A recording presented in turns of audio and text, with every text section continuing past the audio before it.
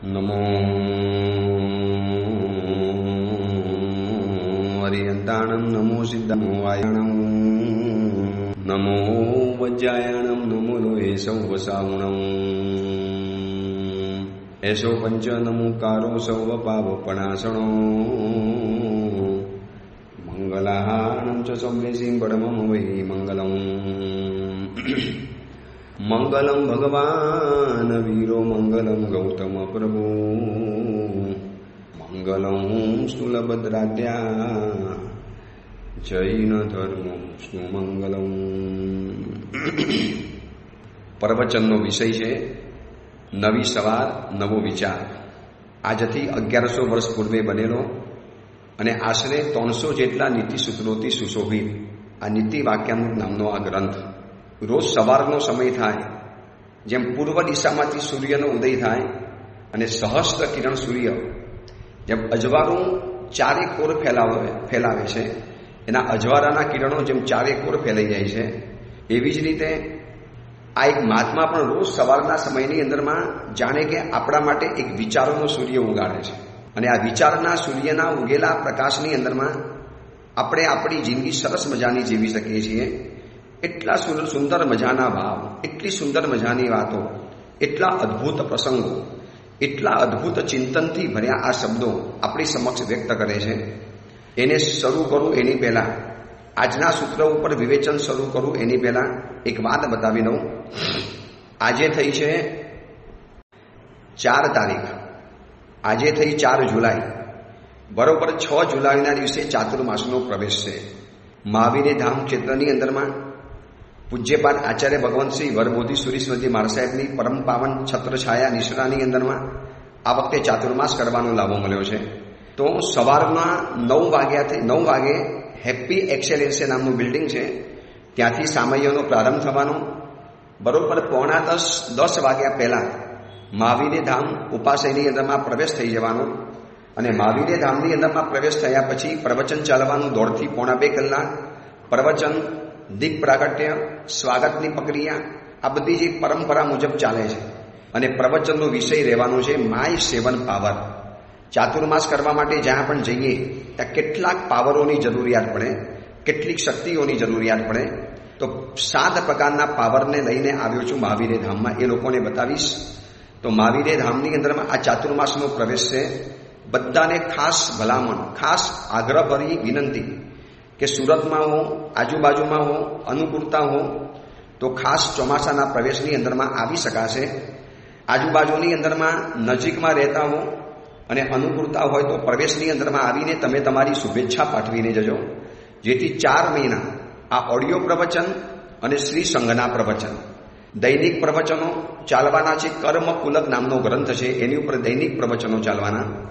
દર રવિવારની શિબિર, બાલ શિબિર, અલગ અલગ અનુષ્ઠાનો, વૈવિધ્યભરી વાતોથી ભરેલા પ્રવચનો, આ બધું સુંદર રીતે થાય એના માટે આ ઓડિયો પ્રવચનના શ્રોતાઓની શુભેચ્છાની ખૂબ ખૂબ ખૂબ જરૂરિયાત છે. તો કદાચ તમે ન આવી શકો તો સવારના 9 થી 11ના વચલા સમયની અંદરમાં જ્યારે પણ પરમાત્માની પૂજા કરવા જાઓ તો પ્રભુને આટલી પ્રાર્થના મારા વતી કરજો. તમારા શ્રી સંઘના જિનાલયમાં બિરાજમાન પરમાત્માને મારા વતી આટલી પ્રાર્થના કરજો કે પૂજ્ય ગુરુદેવનું આરોગ્ય, સ્વસ્થતા, માનસિક પ્રસન્નતા, શારીરિક અનુકૂળતા આ બધું સુચારું જળવાઈ રહે અને સરસ મજાની આરાધના ગુરુદેવની પોતાની થાય અને શ્રી સંઘને આરાધના કરાવી શકે. તો ખાસ જેને પણ ચાતુર્માસ પ્રવેશની અંદરમાં આવવાની અનુકૂળતા હોય તો પધારજો. અહીંયા બધા જ પ્રકારની વ્યવસ્થા રાખવાની અંદરમાં આવી છે. આજે આપણે આગળ વધવું છે 91 નંબરના સૂત્રમાં. ગઈકાલે આપણે 90 નંબરનું સૂત્ર જોયું. હવે એક નવો વિચાર બતાવે છે. આ વિચાર એવો છે કે કદાચ આમાંથી અડધા ઉપરની દુનિયા ગુજરી ચૂકી છે આ હકીકતમાંથી. આ વાક્યની અંદરમાં મહાત્મા જે પરિસ્થિતિ બતાવે છે, આ વાક્યની અંદરમાં મહાત્મા જે વાત બતાવે છે ને, એમાંથી હું એમ માનું છું કે 90%, કદાચ 50% નહીં, 90% વ્યક્તિઓ આ પરિસ્થિતિમાંથી ગુજરી ચૂકેલી છે અને એ જ બાબત આ મહાત્મા અહીંયા બતાવે છે. 91 નંબરનું સૂત્ર છે ન મહતામ અપી ઉપકારેણ ચિત્તસ્ય તથા અનુરાગ. કદાચ મારા હિસાબે આ જેટલા સૂત્રો છે ને એમાંથી સૌથી મોટું સૂત્ર આ છે. બાકી બધા તો કેટલા ટચુકડા, નાનકડા, એકદમ મિની અને માઇક્રો સૂત્ર હતા. આ સૌથી મોટું અને સૌથી લાંબુ સૂત્ર છે. ન મહતામ અપી ઉપકારેણ ચિત્તસ્ય તથા અનુરાગ યથા અલ્પેનાપી અપકારેણ વિરાગો ભવતી. આમાં એ વાત બતાવે છે, તમે કોઈક વ્યક્તિ ઉપર બહુ મોટો ઉપકાર કર્યો હોય, તમે એને બહુ મોટી હેલ્પ કરી હોય, આપણે એને બહુ મોટી સહાય કરી હોય, આપણે એને એટલી બધી જીવનની અંદરમાં એને જરૂરિયાત પરિપૂર્ણ કરી હોય, એટલો બધો મોટો ઉપકાર કર્યો છે, છતાં પણ એને જેટલો પ્રેમ નથી ઉભરાતો એ આપણા ઉપકાર કરવાના કારણે એટલો દ્વેષ એને એક નાનકડા અપકાર દ્વારા ઉત્પન્ન થઈ જાય છે. કેટલી વાસ્તવિકતા, નગ્ન વાસ્તવિકતા મહાત્માએ રજૂ કરી છે. એમ લાગે કે આ મહાત્માની વાત 100% નહીં, 201% સાચી છે. સૂત્ર ફરી વખત બોલું છું. ન મહતામ અપી ઉપકારેણ. અતિ મોટો તમે ઉપકાર કર્યો હોય, મહાન ઉપકાર કર્યો હોય, અતિ મહતા અપી ઉપકારેણ, બહુ મોટો તમે ઉપકાર કર્યો હોય, છતાં પણ એ સામેની વ્યક્તિને ચિત્તની નિવૃત્તિ, ચિત્તની પ્રસન્નતા જેટલી પણ ન થઈ હોય, એના કરતાં નાનકડા અપકારથી એ તમારાથી વિખૂટો પડી જાય, તમારાથી દૂર ચાલ્યો જાય, એ આપણાથી દ્વેષ પામી જાય, આપણાથી સંબંધ બગાડી નાખે, આપણી સાથે શત્રુતા ઊભી કરી લે અને આપણને દુશ્મનની જેવો આપણી સાથે વ્યવહાર શરૂ કરી લે. હવે આ કડવી વાસ્તવિકતાને જોઈ લેજો. ઉપકાર કરવાની અંદરમાં આપણે એની ઉપર કશું જ બાકી નથી રાખ્યું. આર્થિક, સામાજિક, પારિવારિક, શારીરિક બધા જ પ્રકારની એને સહાય કરી. એના હાથ પકડનારું કોઈ નહોતું, આપણે હાથ પકડ્યો. એને રહેવા માટે ઘર નહોતું, આપણે ઘર આપ્યું. એને કશી જ સહાયની અપેક્ષા નથી અને ત્યાં આપણે ઢગલા બંધ સહાય આપણે પૂરી પાડી દીધી. અને છતાં પણ એના મનની પ્રસન્નતા, એના મનનો અનુરાગ, એના ચિત્તનો પ્રેમ, એના હૃદયના તાર આપણા જેટલા નથી જોડાતા ને એના કરતાં તો નાનકડા અપકાર દ્વારા એ આપણો વિરોધી બની જાય, એ આપણાથી દૂર ચાલ્યો જાય, એ આપણાથી રિસાઈ જાય. મતલબ આ સુધીની અંદરમાં આપણે એને 100 વખત પ્રેમ આપ્યો, એની એને કોઈ કિંમત નહીં. અને એકાદ વખત જો આપણે એને કડવા શબ્દ કહી દીધા, થોડાક કડકાઈથી કહી દીધું, થોડાક ઊંચા અવાજે બોલી દીધું, થોડાક 10 જણાની વચની અંદરમાં આપણે એને ઉતારી પડ્યા અને પછી જો એ તમારાથી દૂર ચાલ્યો જાય, બોલે નહીં, દ્વેષ ભાવ કરે, દુશ્મન જેવો વ્યવહાર કરે, તમારી સામે પણ ન જોવે, આપણને થાય કે હાયલા આટલી બધી એની સાથે મેં સારી રીતે પ્રવૃત્તિ કરી, સારી રીતે વર્ત્યો અને એકાદ વખત મારાથી સ્લીપ ઓફ ટંગ થઈ ગયું, એકાદ વખત મારો કાબુ ચાલી ગયો, એકાદ વખત મેં એની ઉપર દ્વેષ ભાવ કર્યો અને થોડા કડક શબ્દ કહી દીધા. 10, 15, 25 જણાને આ વચની અંદરમાં જાહેરમાં મેં એને ઉતારી પાડ્યો અને એના પછી એના જે હૃદયની અંદરમાં જે દુરાઈ આવી જાય, જે દ્વેષ ભાવ ઊભો થઈ જાય, તો આપણને આશ્ચર્ય થાય કે આવું મેં એની સાથે આટલો બધો પ્રેમભરો વ્યવહાર કર્યો, એની કોઈ કિંમત નહીં, અને પછી એક નાનકડો અપકાર કર્યો. તો એક વાસ્તવિકતા બતાવી દઉં. દૂધપાક તમે 2 ગ્લાસ પીધા હોય, દૂધપાકના તમે 4 કટોરા પેટમાં પધરાવી દીધા હોય, તમે પેટની અંદરમાં દૂધપાક જબરજસ્ત પીધેલો હોય, પણ છેલ્લે તમે 1 વાડકી કરિયાતું અગર પીવો છો તો ઓડકાર તમને દૂધપાકના નહીં આવે, ઓડકાર આપણને કરિયાતાના કડવા આવવાના. ફરી વખત ગુલાબજાંબુ ખાધા, મીઠાઈ ખાધી, દૂધપાક પીધો, શ્રીખંડ ખાધો, મઠો વાપર્યો, જલેબી વાપરી, સારામાં સારા મીઠાઈના ભોજન આરોગ્યા, પછી ખીર વાપરી, બધી જ પ્રકારની મીઠાઈઓ ખાધા પછી છેલ્લે 1 વાડકી ભરીને જો કરિયાતું પીવામાં આવે છે તો વાસ્તવિકતા એમ કહે છે કે તમને ઓડકાર દૂધપાકના કે ખીરના કે મીઠાઈના નહીં આવે, એ ઓડકાર આપણને કરિયાતાના આવવાના, કડવા કડવા ઓડકાર આવવાના. કેમ આવું? એ 4 વાડકી દૂધપાક પીધો નકામો ગયો, એ આપણે 4 વાડકી મીઠાઈ વાપરી નકામી ગઈ? નકામી નથી ગઈ, તમને એનો સ્વાદ મળી ગયો, પણ છેલ્લે તમે કરિયાતું પીધું છે તો ઓડકાર કરિયાતાનો આવવાનો. આપણે એક વ્યક્તિને દૂધપાક જેટલો, સાલમપાક જેટલો, જલેબી જેટલો, પેંડા જેટલો, બરફી જેટલો, શ્રીખંડ જેટલો, જલેબી જેટલો ઉપકાર કર્યો, એની સાથે એટલું બધું સારું વર્તન કર્યું, સારો વર્તાવ કર્યો. અરે એ ખરાબ હતો છતાં પણ આપણે વર્તાવ સારો કર્યો. એ આપણાથી દૂર હતો તો આપણે એની નજીકમાં રહ્યા અને આપણે એને નજીકમાં રાખ્યો. અને પછી છતાં પણ છે ને એ વ્યક્તિને આપણા પ્રેમના ઓડકાર નહીં આવે. उस व्यक्ति को प्रेम की डकार नहीं आएगी, उस व्यक्ति को आपकी प्रेम की किंमत नहीं होगी. એ તમને એટલો બધો ચિત્તથી અનુરાગ નહીં કરે, ચિત્તથી પ્રેમ નહીં કરે. પણ માનો એકાદ વખત તમે એને ધમકાવ્યો, ધગલાવ્યો, જાહેરની એમાં ખખડાવી નાખ્યો, सबके बीच में डांट दिया सबके बीच में उनके इंसल्ट कर दिया, अपमान કરી નાખ્યું. અને પછી એ વ્યક્તિ જે ધુઆ થાય, એ વ્યક્તિ જે આક્રોશની અંદરમાં આવે, તો આપણે કહીએ ભૈયા આટલી બધી મીઠાઈઓ ખવડાવી એનો ઓળકાર નહીં, અને એક નાનકડું મેં તારા સાથે અપકૃત્ય કર્યું, તારું અપમાન કર્યું, તારી ઉપર અપકાર કર્યો, મેં તને સહાય ન કરી, મેં તને ના પાડી દીધી. હું તમને એક વાત બતાવું. શું થાય છે, માનો પ્રવચનની અંદરમાં તમે રોજ જતા હો કોઈ પણ ગુરુ ભગવતના પ્રવચનમાં, તમારી પોતાની કાર ડ્રાઈવ કરીને, પછી તમે એક દિવસ રસ્તામાં, પહેલા દિવસે ગયા રસ્તામાં તમે શ્રાવકભાઈને હાથમાં સામાયિકના કપડાની થેલી પકડીને ચાલતા જોયા. પછી તમે તો ત્યાંથી ગાડી નીકાળી નાખી. બીજા દિવસે પણ તમને બરોબર એ જ ભાઈ એ જ રસ્તા ઉપર ચાલતા જોયા. फिर आपने क्या सोचा कि शायद ये भी प्रवचन में आते लगते, मैं जहां जा रहा हूं, तो તમે ગાડી ઉભી રાખીને પૂછ્યું कि भाई साहब आप कहाँ जा रहे हो? तो भैया मैं उधर जा रहा हूँ व्याख्या में, प्रवचन में. अच्छा, मैं वहीं जा रहा हूँ, आओ गाड़ी में जगह है, बैठ जाइए.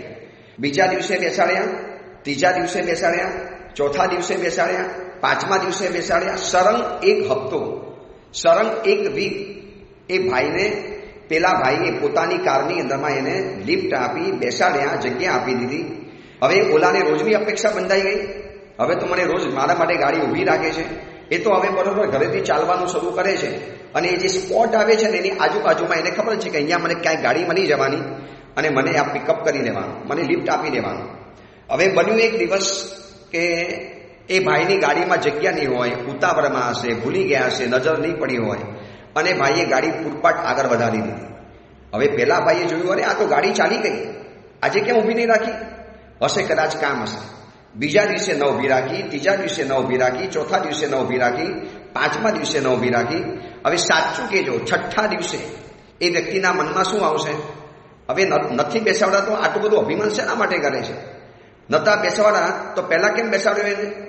અરે ભાઈ, એ નથી વિચારતો કે એને પોતાની કારમાં મને એક સપ્તાહ બેસાડ્યો એ જ મોટી વાત છે. મારે કંઈ એની ઉપર બેસીને માલિક ન બની જવાય. હવે મને નથી બેસાડતો તો મારે એની પર ગુસ્સો પણ ન કરાય, અરુચિ પણ ભાવ પેરા ન કરાય. એની ગાડી, એની મરજી, એની ઈચ્છા, એ બેસાડે કે ન બેસાડે, એમાં મને શું તકલીફ પડે છે? બેસે કે ન બેસે? બસ આ જ વાત છે.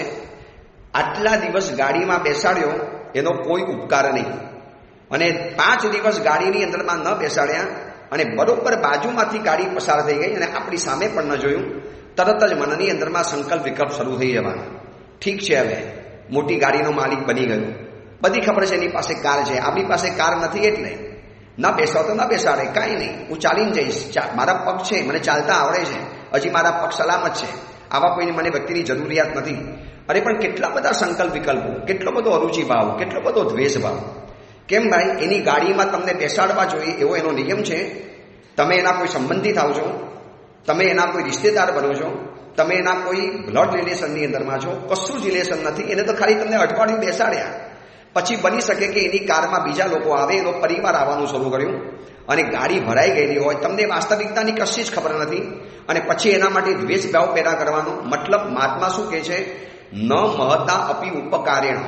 તમે મોટો ઉપકાર કર્યો હોય ને, છતાં પણ એના મનની પ્રસન્નતા જેટલી નહીં વધે, એના કરતા નાનકડા અપકારની અંદરમાં એ બધી તમારો પ્રેમ, તમારા પ્રત્યેનો સદભાવ બધું જ ખતમ થઈ જવાનું. કાચનો એ ગ્લાસ છે, તમે એને 100 દિવસ સુધી સંભાળીને વાપર્યો, સંભલ કર ઉસકા ઉપયોગ કરા, આપને બરોબર સમજીને તમે યુઝ કર્યો.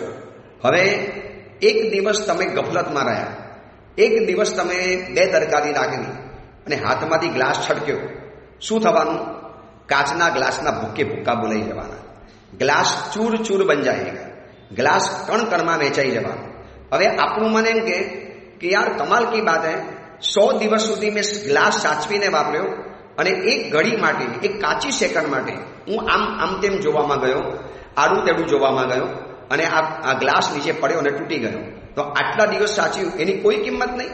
જો કોઈ કિંમત નહીં એવું નથી, કિંમત તો છે, પણ હવે બને છે એવું કે આ કીધું એની જેમ 100 દિવસ ઉપકાર કર્યો હોય, મોટો ઉપકાર કર્યો હોય, છતાં પણ અનુરાગ એટલો ઉત્પન્ન નહીં થાય, અને એક દિવસ તમે એને ન સાચવ્યો, ન સંભાળ્યું, તમે બોલવાના શબ્દો બોલી દીધા, કવેણ બોલી દીધા. એટલે એક સરસ મજાની કવિતા આવે છે, કટુ વેણની એક જ ઠેસે દિલના કાચ તૂટેલા જોયા, નેહ નીતરતી નાની આંખે સુંદરતાના મેરા જોયા, કટુ વેણની એક જ ઠેસે દિલના કાચ તૂટેલા જોયા. વર્ષોનો સંબંધ છે, વર્ષોનું તમારું રિલેશન છે. કેટલા વર્ષોથી બે મિત્રો હતા, કેટલા વર્ષોથી બે બહેનપણી હતી, કેટલા વર્ષોથી ગુરુ અને શિષ્યનો સંબંધ હતો, કેટલા વર્ષોથી ભક્ત અને ગુરુનો સંબંધ હતો. મેં એવા કેટલા ભક્તો જોયા છે કે જે એના પહેલા ગુરુ હતા, એકદમ વફાદાર હતા ગુરુ ભગવાનને. પછી હું પૂછું, કેમ તમારા ગુરુદેવ સાતામાં છે ને? સાહેબ વધુ જતો જ નથી, જવાનું બંધ કરી નાખ્યું. સાહેબ હવે એમની પાસે જ નથી જતો. તું કેમ? બસ સાહેબ નથી જામતું, મને એકવાર ધમકાવી નાખ્યો, અથવા તો મારા ઘરે પગલાં ન કર્યા, અથવા તો મારા માટે આમ કર્યું ને તેમ કર્યું, એવું કંઈનું કંઈ એના મગજની અંદરમાં ચાલ્યા કરે. ત્યારે મને એમ થાય કે યાર કમાલ વાત છે, કમાલની વાત કહેવાય કે આટલા વર્ષો સુધી ગુરુ ભગવંતે પ્રેમ આપ્યો, એની કોઈ કિંમત નહીં. અને એકાદ વખત ગુરુ ભગવાનની પણ ભૂલ હોઈ શકે, હું સ્વીકારું છું ને, ગુરુની પણ ભૂલ હોઈ શકે, પણ એકાદ વખતની ગુરુની ભૂલને પણ જો માફ કરી દેવા તૈયાર નથી અને એને બરોબર મગજની અંદરમાં ગાંઠ વારીને રાખે છે, તો આ મહાત્મા એક કહે છે, યથા અલ્પેનાપી અપકારેણ વિરાગો ભવતી. સાવ તમે નાનકડો અપકાર કર્યો હોય, ઓલો મોટો ઉપકાર કર્યો છે, બહુ મોટો, કરોડ રૂપિયા તમે આપ્યા અને એના દ્વારા જેટલો પ્રેમ ઉત્પન્ન ન થયો હોય એટલા તમે 10 રૂપિયા આપવાની મનાઈ કરીને અને દિલ તોડી નાખે. પણ ભાઈ તને કરોડ રૂપિયા આપ્યા છે, એની કોઈ કિંમત નહીં, તને આટલા વખત સાચ્યો છે, એની વાત કોઈ નહીં. એટલે ગુજરાતીના બે વાક્ય ખરેખર ગાથાની જેમ ગોખવા જેવા છે.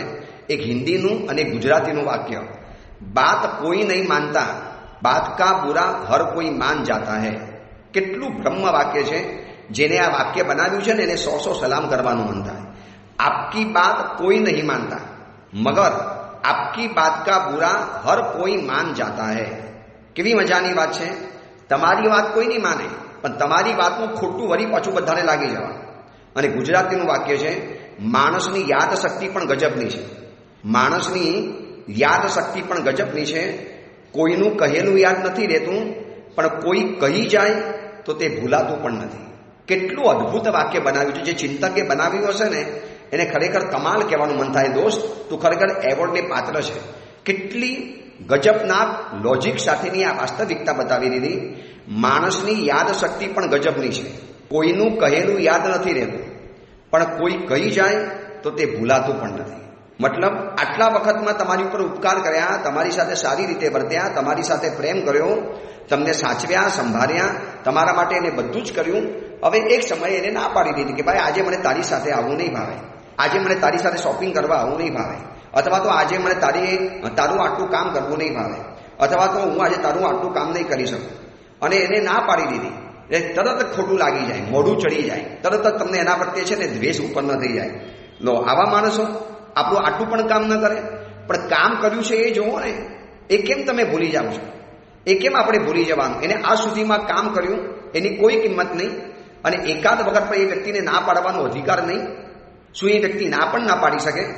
એ વ્યક્તિને ના પાડવાનો આટલો પણ રાઈટ નથી એને? એટલે શું કાયમ આપણને હા જ પાડે?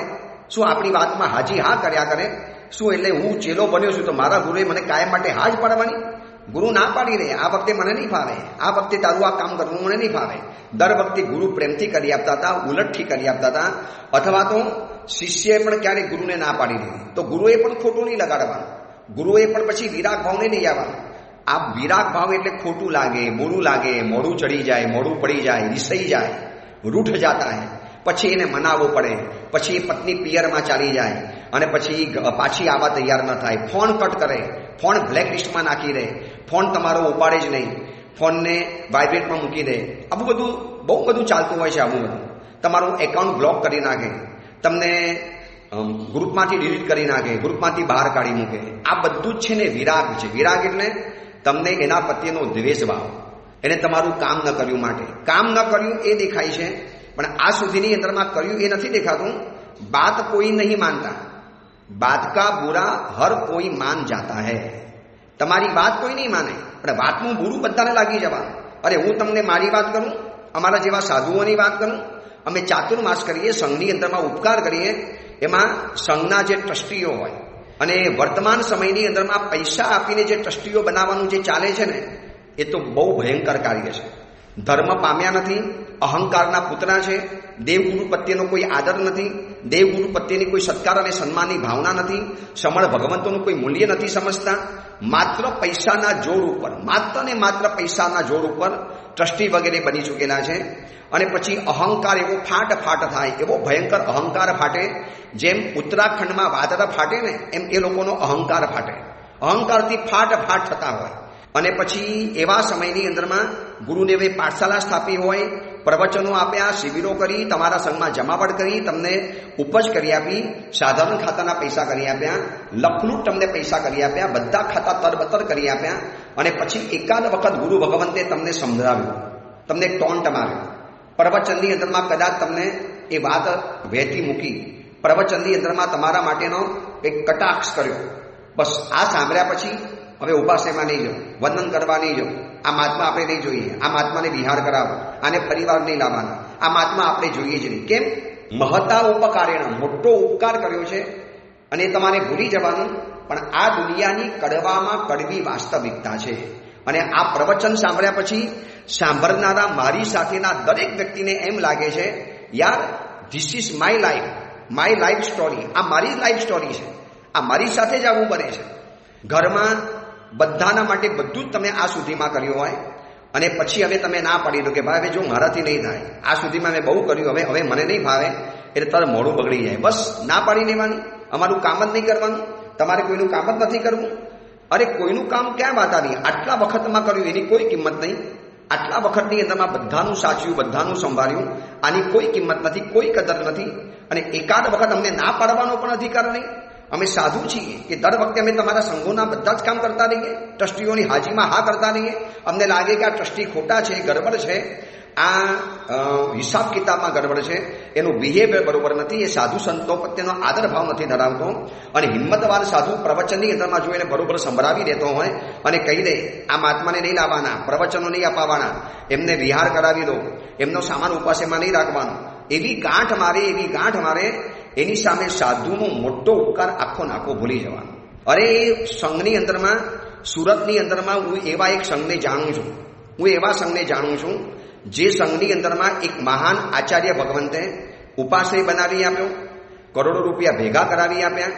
જ્યાં એ લોકોને ઉપાશ્રય બનાવવાના ફાંફા હતા, આલિશાન ઉપાશ્રય બનાવી આપ્યો. હવે એ આચાર્ય ભગવંતે ખાલી એટલું કીધું કે ભાઈ મારી ગુરુ પરંપરાના ફોટા ઉપાશ્રયમાં મૂકો તો સારું, મૂકવા જેવા છે, મૂકવા જોઈએ ઉપાશ્રયની અંદર. હવે આ અહંકારી ટ્રસ્ટીઓ, ઉદ્ધત ટ્રસ્ટીઓ, જેને શાસ્ત્રની ગતાગમ નથી, જેને સંઘ કોને કહેવાય એ ખબર નથી, સમણ પ્રધાન શ્રી સંઘ છે એને ખબર નથી, આ ગુરુ ભગવંતોનો અપલાપ, અનાદર અને ગુરુ ભગવંતોની નિંદા અને ગુરુ ભગવંતોની જે કરેલી જુગુપ્સા એને કેટલું ભયંકર પરિણામ લાવે છે એને ખબર નથી. અને એલફેલ બોલવા માંડ્યા. જોયું, આ તો પોતાનો અડ્ડો બનાવી દીધો. ઉપાસે બનાવી આપે એટલે શું થઈ ગયું? ઉપાસે બનાવે તો ઉપકાર છે, આપણે તકતી તો મારી દીધી ને. હવે ફોટા શેના મૂકી દેવાના? આજે ફોટા મૂક્યા, પછી કાલે અડ્ડો બનાવી દેશે, અને કાલે આમ આ અડ્ડો શબ્દ બોલ્યા છે, અડ્ડો કહું છું, ગુંડાના અડ્ડા હોય, દારૂનો અડ્ડો હોય, એમ ગુરુ અહીંયા અડ્ડો જમાવશે. જો એના ફોટા મૂકશો ને એમની ગુરુ પરંપરાના, એટલે પછી ગુરુ અહીંયા અડ્ડો જમાવશે, પછી એના જ મહાત્માઓ આવશે, એટલે આપણે ફોટા નથી મૂકવા. અરે એમના શિષ્યો, એ આચાર્ય ભગવાન, વડીલ આચાર્ય ભગવાન પોતે કહે છે કે ભાઈ આ એક ઉપાસેનો નિયમ છે, જે મહાત્માએ ઉપાસે બનાવી આપ્યો એની ગુરુ પરંપરાના ફોટા હોય અને સહજ રૂપે છે, તમે બીજાના નહીં લગાવતા, આનો લગાવી દો. ધરાર ના એટલે ના એટલે ઘસીને કહી દીધું, આવો તો આવો ઉપાસેમાં, આ ઉપાસેમાં તમારા ગુરુના ફોટાઓ નહીં લાગે એટલે નહીં લાગે.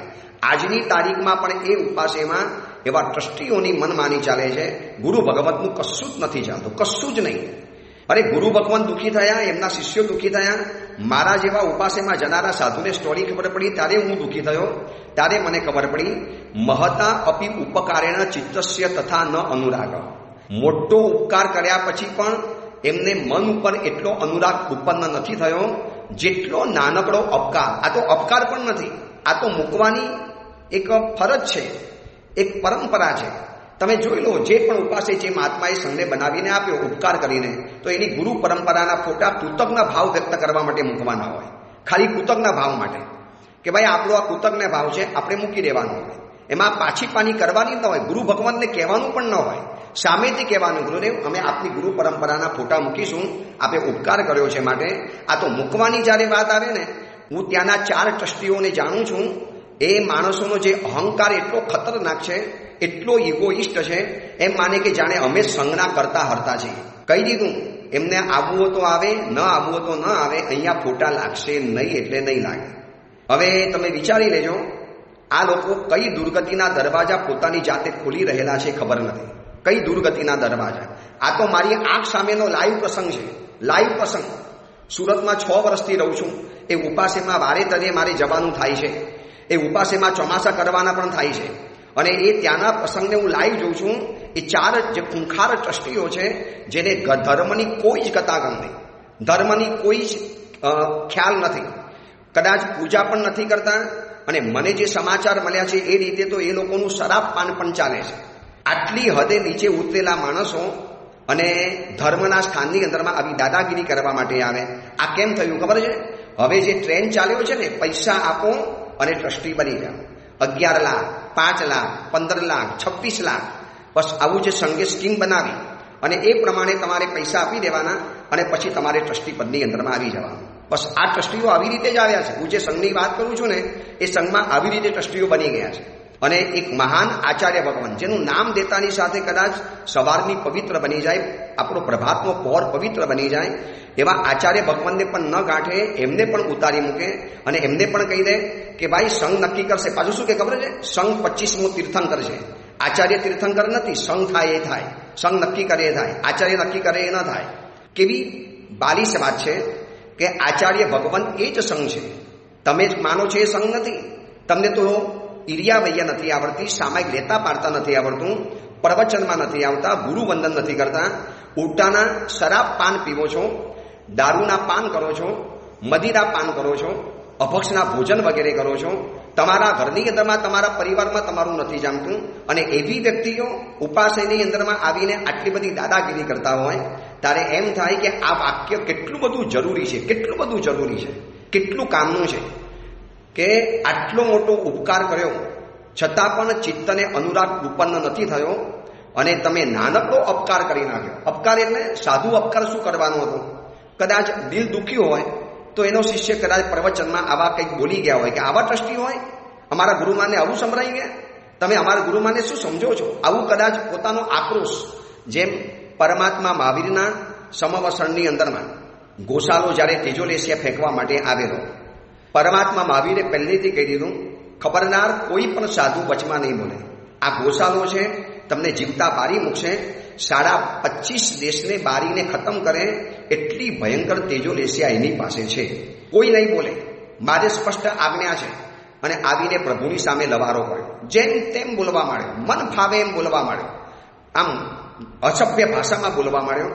ત્યારે એ સમયની અંદરમાં શું નક્ષત્ર અને સર્વાનુભૂતિ મુનિથી ન રહેવાય. सीधा आया मैदान में, ए गौशाला जबान संभाल के बोल, किसके बारे में बोल रहा है? प्रभु महावीर के बारे में. तेरे और मेरे गुरु है, 3 जगत के गुरु है, त्रिभुवन गुरु परमात्मा महावीर છે, એની સામે આવું બોલે છે.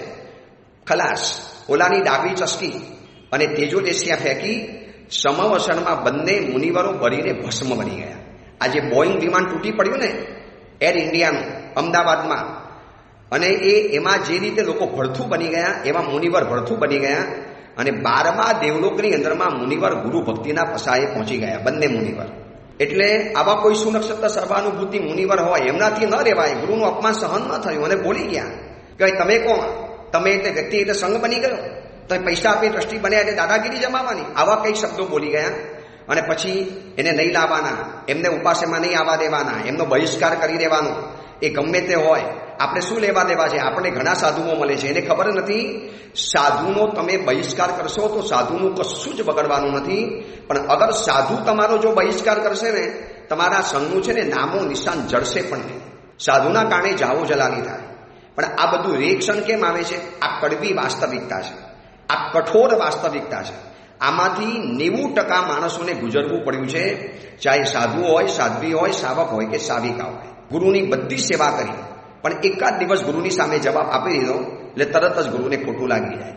અથવા તો ચેલાએ બધી સેવા કરી હોય પણ એકાદ દિવસ ચેલાએ કામ ન કર્યું એટલે ગુરુનું મોઢું ચડી જાય. ભાઈ આવું કેવી રીતે?